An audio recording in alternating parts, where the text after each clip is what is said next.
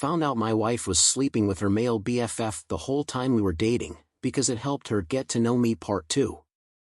It's very early here in the morning of day 6.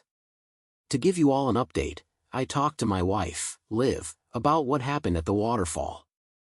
I wanted to do it while we still had some privacy before we got on the trail again, and I'm glad I did. I started it off as non-confrontational as I could. Just stating that it seemed a little weird that she wasn't alarmed by his presence even though she was topless. Had she responded any other way I probably would have dropped it, but she got very defensive immediately. Is that why you have been moody? It's not a big deal, everyone has seen tits before, even Ian, you need to grow up. This was really alarming to me. She doesn't normally react aggressively unless she feels guilty about something. I pressed further, and she got more reactionary and defensive. She was trying to deflect and downplay every question I asked, with a little minor gaslighting in there. I finally had my fill of this and told her, either let me know what's going on, or I'm going to confront Ian, and you know he won't lie. This is where Liv admitted that her and Ian had a past sexual relationship. I grew angry and asked why she lied to me when I've asked in the past. She said she didn't lie, they never dated, it was just a FWB situation right before we went official. When official? I asked her in a very surprised and triggered tone, so you were fucking him when we first started dating? She snapped back at me, you don't have to be so vulgar, I don't want to talk about this right now, can't we have this conversation when the trip is over? I fired back, absolutely not, either you tell me everything now or I'm going to start interrogating your friends. I think she could see the sincerity in my threats, and she just let the whole truth flow out. The first part one knew, she had a series of unfortunate relationship and dating experiences. Liv had attributed a lot of this to not getting to know the other person before jumping into bed with them. When we started to date, she asked if we could take things slow. I had agreed because I too was looking for the special someone, and in this case I was very interested in Liv. She did say when we first started dating that I was free to date others until we decided to be official. I told her I would not be doing that, I'm not interested in dating around, and wanted to focus on one relationship at a time. She told me then that made her really happy. She then went on to reveal things about her and her friends group that will shake everyone if they come to light. Apparently, Liv, Kate, Miranda, and Sarah all had similar FWB situations with Ian while dating their current husbands. So shortly after college, Kate, who is married to Dom, was fed up with dating, she kept picking the wrong guys. In the interim, her and Ian became FWBs. When she met Dom, she asked to take things slow and really get to know each other before making things physical. Kate said it was possible to do this because she was still sleeping with Ian. Thus, she was satisfying her physical needs, which allowed her to focus on the emotional side with Dom. Ian was good with this arrangement and let her know this was just about finding her special someone. They would talk about Dom and sleep together. Once Kate felt she really had met the one, they ended the FWB and she began her physical relationship with Dom, and they ultimately did marry. Kate after this told the women all about this.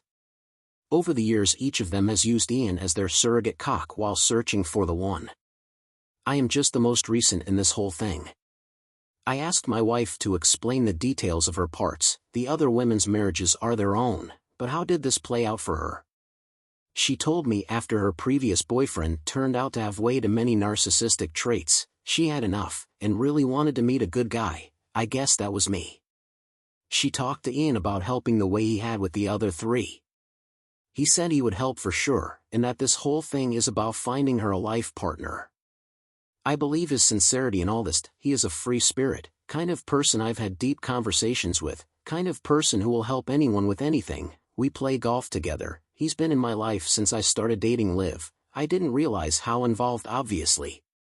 Basically he would provide an ear to listen, give advice, talk through her feelings, and fuck her so she could handle holding out until she felt we'd gotten to know each other. I literally felt like throwing up, feel like our relationship was a whole lie. Despite this I kept the pain shopping going. I asked her when she stopped. She said when we went official. I told her I felt like we were official when we agreed to date, so when was this for her? She said, We were dating. That doesn't make two people officially a couple. The night I asked you to commit to me, and we had sex for the first time. Ian and I have been nothing but 100% platonic friends since that night. I pointed out that was 7 months into dating. You were fucking him for 7 months, the whole 7 months? She got quiet and I knew the answer. I said, so let me get this straight. I would pick you up for a date, we would go out and have a wonderful time, hold hands, cuddle, kiss, make out, then I'd drop you off, you'd meet up with Ian, then fuck and talk about how great of guy I am. She spit back, don't make it sound so dirty. I was appalled. I wanted to run, but I've walked myself to the middle of fucking nowhere, and have no way back other than to keep waking forward. In hindsight, I'm wishing I had just done that. Instead I decided to press on for more details.